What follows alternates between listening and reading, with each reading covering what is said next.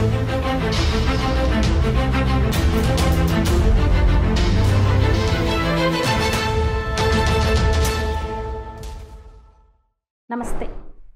ఉద్యమంతో వచ్చిన పార్టీ, ఉద్యమ పునాదుల మీద ఎదిగిన పార్టీ ఆప్, ఎదిగిన లీడర్ కేజ్రీవాల్.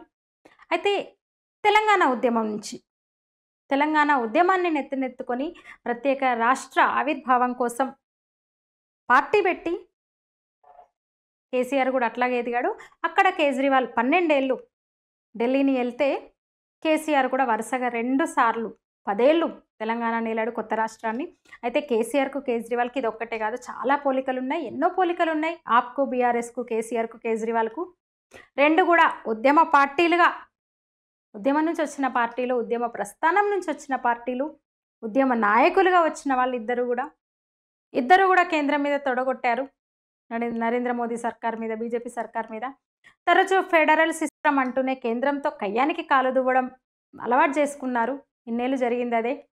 పీఎం కుర్చీ మీద కూడా కన్నేసారు ఇద్దరు, అటు కేసీఆర్ ఇటు కేజ్రీవాల్.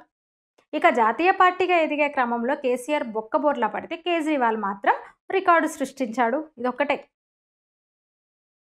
ఏ ప్రాంతీయ పార్టీ కూడా 2 రాష్ట్రాల్లో అధికారంలోకి వచ్చిన చరిత్ర లేకుండే. ఇంకా మిగతా అదొకటి తప్ప మిగతా విషయాల్లో పోల్చొచ్చు.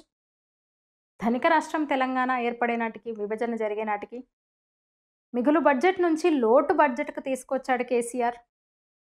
కేజ్రీవాల్ కూడా అంతే.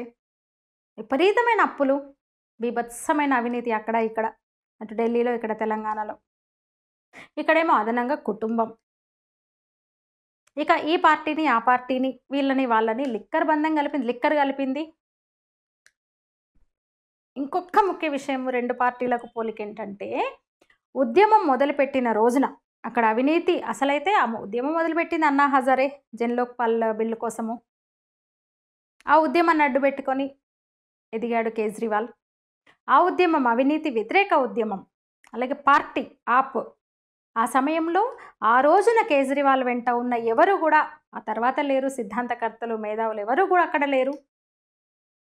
హజారేను ముందు పెట్టి ఆయన ఆసరాగా ఎదిగితే ఆ సమయంలో యోగేంద్ర యాదవ్, శాంతభూషణ్, ప్రశాంత్ భూషణ్ ఇలాంటి వాళ్ళు ఆయన వెంట నిలిచారు. కానీ తర్వాత వాళ్ళు ఎవరూ లేరు. అసహించుకున్నారు. ఒక దశలో కేజ్రీవాల్ని దూరం వెళ్ళారు.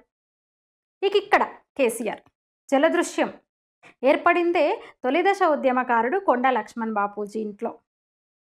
కానీ కొద్ది రోజులకే కొండా లక్ష్మణ్ బాపూజీని పూర్తిగా పక్కన పెట్టేశాడు కేసీఆర్. ఆయన చనిపోతే కూడా పోలేదు కనీసము.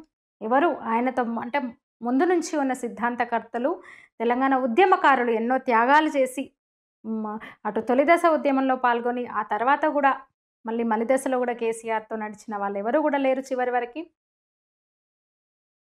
ఇబ్బడి ముబ్బడి ఉచితాలు ఇద్దరు కూడా.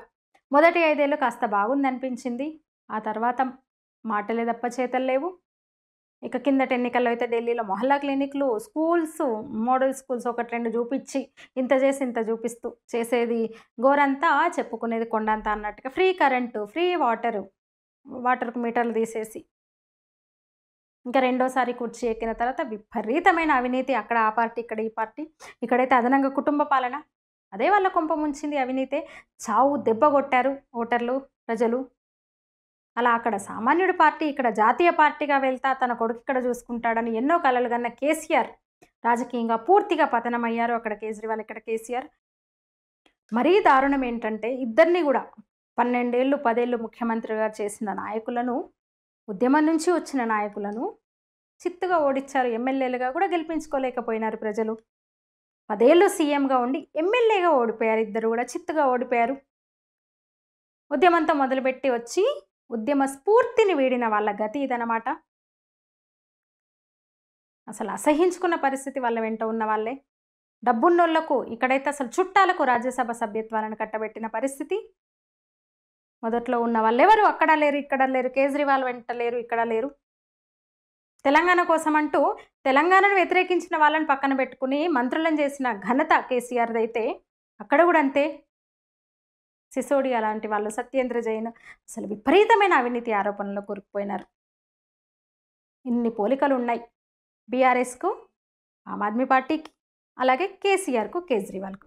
మీరేమంటారు ఫ్రెండ్స్? మీ అభిప్రాయాన్ని కామెంట్ల రూపంలో తెలియజేయండి. ధన్యవాదాలు.